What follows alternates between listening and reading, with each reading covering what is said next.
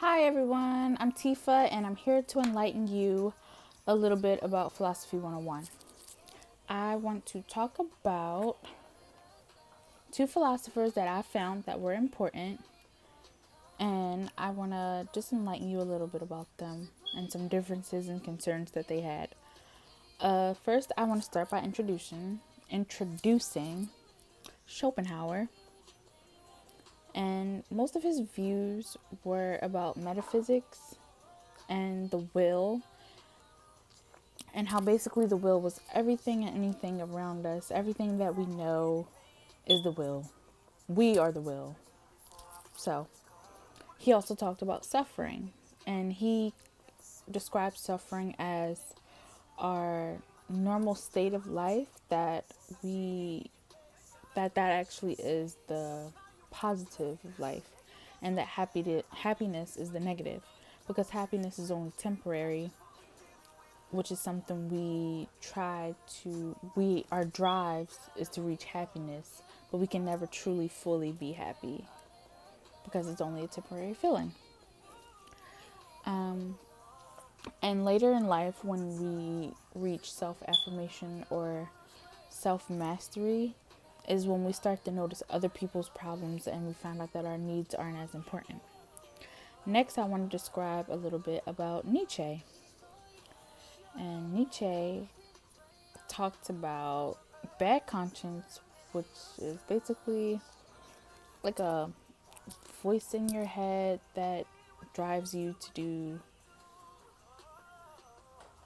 good or bad, but it also doesn't allow you to reach your full potential.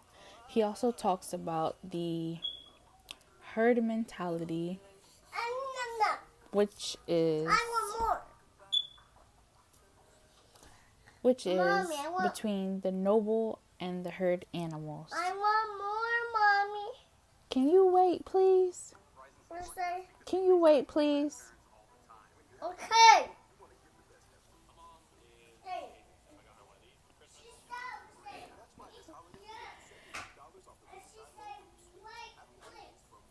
Okay, and the noble animal, which was basically the I describe it as the muscle, or the person or the animal that has courage, power, honor, free to do what they want to do whenever they want to do it, whatever they approve of or whatever they do is sought or is, well, they saw it as some good. It was kind of like a master mentality type of thing. Badness is whatever the noble animal or master didn't approve of, in a way. He also talked about the herd animal, and later I kind of described it as like a slave type of thing. And basically, the herd animal, which was like less powerful than the noble animal, and I kind of called them the brains. The reason why I called them the brains was because they resented the noble animal so much for, being as good as they are and as powerful as they are. Um, what are you doing? Can you bring your tablet in here?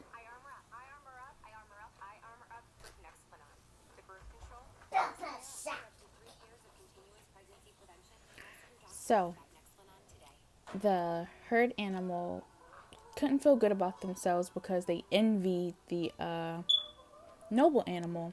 And basically, everything the noble animal, they hated the noble animal so much, and they envied them so much because they thought that everything the noble animal did was evil.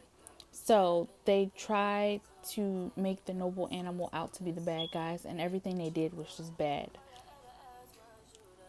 Next, some questions and concerns or ideas that they had in common were they both believed that there were drives and they acted on those drives. So for Schopenhauer, the drives were the will.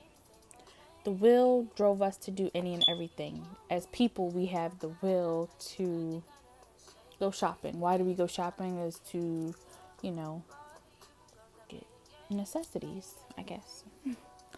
And for Nietzsche, our drives were power, to be powerful, to, you know, just be great. Um, also, also the herd like demonstrated things that came naturally to the herd. Oh, not the herd, the noble animal. The noble animal demonstrated things that came naturally to him. So how they were powerful, courageous, strong, all of that stuff was natural to them. And then the herd animal didn't have that. So the herd animal strived to be like the noble animal. Also, I think they both talked about good and evil. For Nietzsche, good was everything that the noble animal was, and evil was everything that the herd animal envied about the noble animal. And then for Schopenhauer, good and evil became more of a like happiness and suffering, and how happiness was actually bad because it was only a temporary fix to what we were naturally, and suffering was good, that we should suffer, that is something that is expected. I think those things are worth knowing because I think they're both philosophers that definitely opened my eyes in philosophy 101. And I think that it helped me understand like better about Nietzsche helped me understand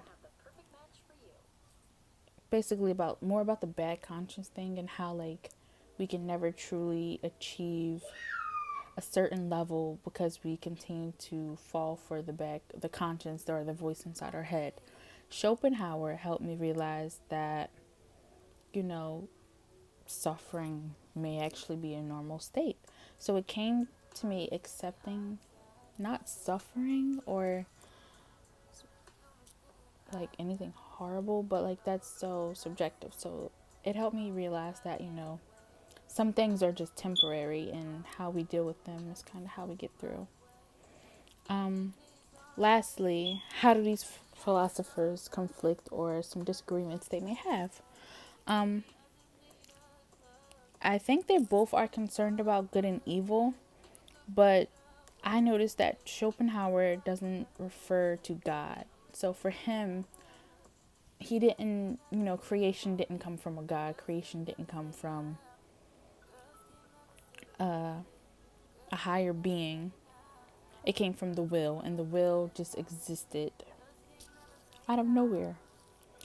Nietzsche rejects religion and morality, where Schopenhauer embraces life, the will to life. That was how I saw it. And how Nietzsche kind of,